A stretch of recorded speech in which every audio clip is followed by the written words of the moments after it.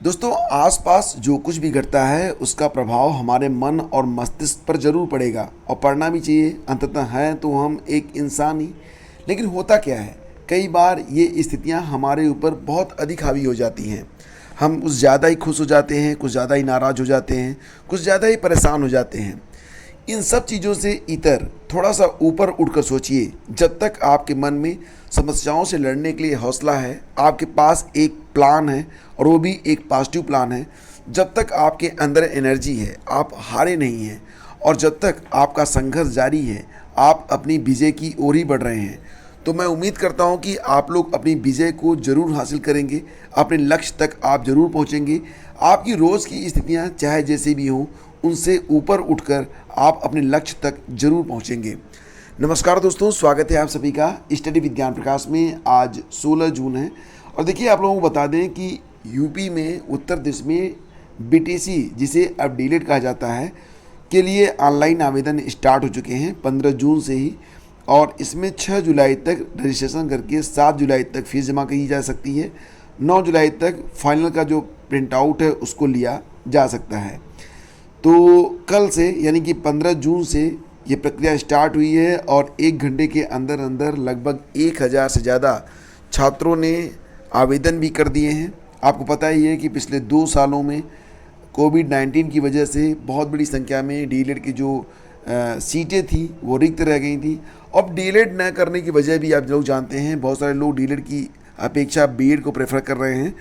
फिलहाल diploma in elementary education एक ऐसा डिप्लोमा है जिसको कर लेने के पश्चात प्राइमरी में आप नौकरी प्राप्त कर सकते हैं। हालांकि डीएलएड के बाद आपको टेट की परीक्षा, सीटेट या फिर यूपी टेट पास करना पड़ता है, फिर मेरिट बनती है और मेरिट के आधार पर आपको शिक्षक के तौर पर नियुक्ति दी जाती है अगर आप मेरिट में आते हैं तो इसके लिए जो ऑनलाइन आवेदन है, ये प्रक्रिया स्टार्ट हो चुकी है। आपको फ़ीस के बारे में बता देते हैं। फ़ीस इस बार जो रखी गई है वो मात्र 600 रुपये रखी गई है। जो लोग रिजर्व कैटेगरी के हैं उनको छूट भी है 200 रुपये से 400 रुपये तक।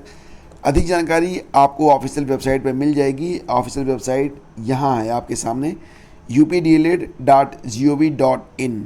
तो ये थी जानकारी डीएलएड के बारे में। अब आगे बढ़ते हैं और देखो, एनटीपीसी के लिए जो परीक्षा चल रही है सेकेंड राउंड की, उसमें कल सर्वर थोड़ा सा धीमा रहा, जिसकी वजह से जो अभ्यर्थी थे उनको एग्ज़ाम देने में थोड़ी दिक्कत हुई, थोड़ा विलम्ब हुआ। प्रयागराज के साथ कानपुर, आगरा आदि शहरों में बनाए गए कुछ परीक्षा केंद्रों में बुधवार को सुबह से ही सर्वर स्लो रहा। ऐसे लेकर अभ्यर्थी परेशान तो हुए, लेकिन बाद में सब कुछ ठीक ठाक हो गया। तो परीक्षा जो है वो ठीक ठाक तरीके से चल रही है। और हाँ, बहुत सारे लोगों ने परीक्षा छोड़ भी दी है। कुल लगभग 84.86, मतलब ये समझ लो 14-15% लोगों ने परीक्षा को छोड़ दिया है। अब सही से देखें तो लगभग 16% के आसपास आंकड़ा आएगा। तो फिलहाल इतनी परीक्षाएं तो लोग छोड़ते ही छोड़ते हैं।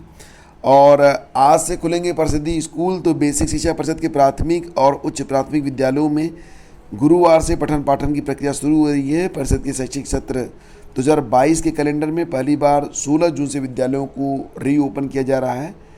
तो बेसिक शिक्षा निदेशक सर्वेंद्र विक्रम सिंह ने बताया है कि ग्रीष्मावकाश के बाद गुरुवार से परिषदीय विद्यालयों में पठन पाठन की प्रक्रिया स्टार्ट हो रही है और बताया कि विद्यालयों में बच्चों का स्वागत किया जाएगा और सजावट कर अच्छा माहौल भी दिया जाएगा।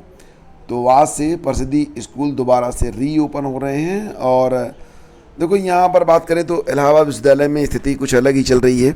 वहाँ पर तो पहले ऑफलाइन परीक्षा यूनिवर्सिटी करवाने वाली थी, लेकिन छात्रों ने जिद करी कि परीक्षा ऑनलाइन करवाई जाए। इसके लिए वहाँ पर बहुत बड़े बड़े प्रदर्शन हुए थे, आपने देखा ही था।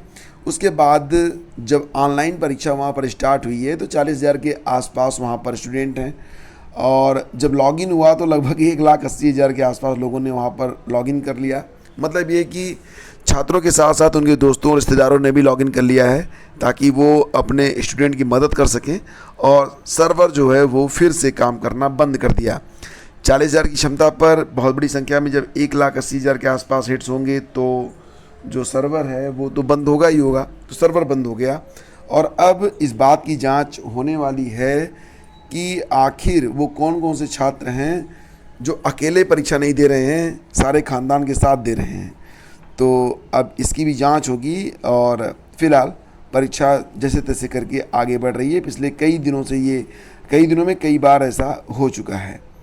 और बेसिक शिक्षा परिषद के जो शिक्षक हैं, इस साल उनका सिर्फ अंतरजनपदी तबादला है, तो वो नहीं होगा। इस बार जनपद के अंदर ही उनका तबादला संभव हो सकता है। मतलब इस बार जो अंतरजनपदी तबादले थे वो नहीं किए जाएंगे। पिछली बार जो अंतरजनपदी तबादले हुए थे 2019 में हुए थे, और अब काफ़ी लंबा समय बीत चुका है, लेकिन इस साल भी अंतरजनपदी तबादलों के बारे में कोई विशेष जानकारी नहीं मिल रही है। और यूपी बोर्ड का परिणाम इसी सप्ताह आ सकता है। इसके बारे में मुख्यमंत्री ने संज्ञान लेते हुए संबंधित जो अधिकारी हैं उनको निर्देश भी दे दिए हैं कि बहुत जल्द ही यूपी बोर्ड के लिए कब इसका रिजल्ट कब आ रहा है वो डिक्लेयर कर दिया जाए, और रिजल्ट भी जल्द से जल्द डिक्लेयर किया जाए, क्योंकि काफ़ी वक्त हो रहा है और जो अभ्यर्थी हैं वो इंतज़ार भी कर रहे होंगे कि उनका परिणाम कब तक आएगा। कुल हाई स्कूल और इंटरमीडिएट परीक्षा के करीब 51 लाख से अधिक परीक्षार्थी जो हैं वो वेट कर रहे हैं अपने परिणाम का। उम्मीद करते हैं कि इसी सप्ताह जो है ये परिणाम जारी हो सकता है। और यूपी उत्तराखंड में अगस्त से शुरू होने वाली है अग्निवीरों की भर्ती रैली। अग्निवीरों के बारे में मैंने कल आपको बताया था कि इसमें जो है जो युवा होंगे 17.5 साल से लेकर 21 साल तक के, उनको 4 साल तक के लिए जो है सेना में सेवा देने का अवसर मिलेगा। और उसके बाद जो लोग बहुत अच्छा परफॉर्म करेंगे परमानेंट भी उन्हीं में से किए जाएंगे।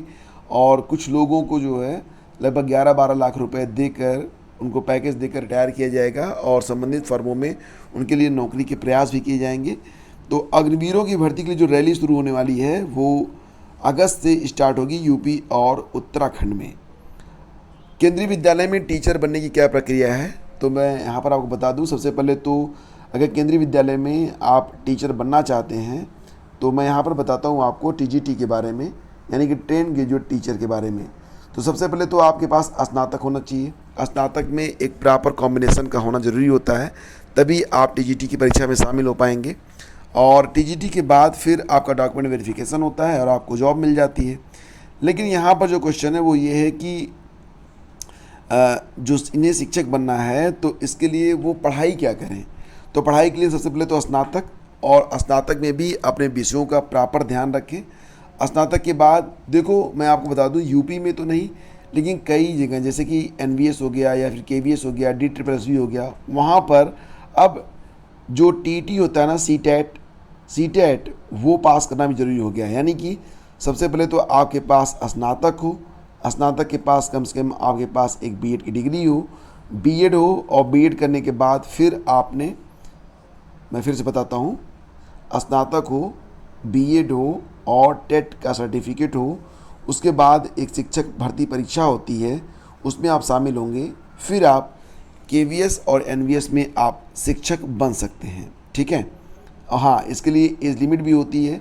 जैसे कि अगर आप शिक्षक बनना चाहते हैं टीजीटी में तो पुरुषों के लिए 35 साल है मैक्सिमम एज लिमिट, और बाकी की जानकारी आपको नोटिफिकेशन मिल जाएगी।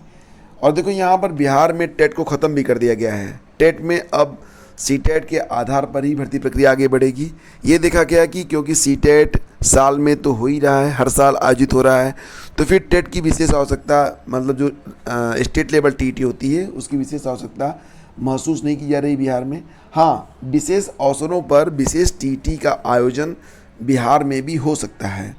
तो केंद्र सरकार की ओर से हर साल केंद्रीय शिक्षक पात्रता परीक्षा आयोजित होती है। ऐसी स्थिति में बिहार सरकार ने यह डिसीजन लिया है कि अब बिहार में टेट के लिए जो बिहार टेट है उसका आयोजन नहीं किया जाएगा, और जो भी भर्तियां होंगी वो सीटेट के आधार पर ही की जाएंगी।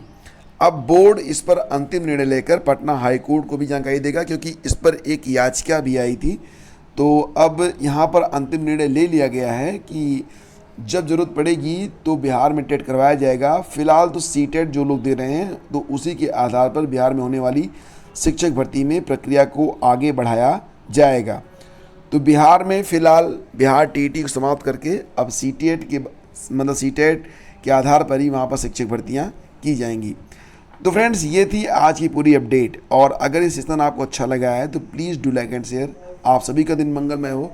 स्टडी करते रहिए, हौसला कभी मत हारिए। आपको उम्मीद बनाए रखनी होगी, आपको मंजिल भी ज़रूर मिलेगी। तो इसी के साथ जय हिंद, जय भारत।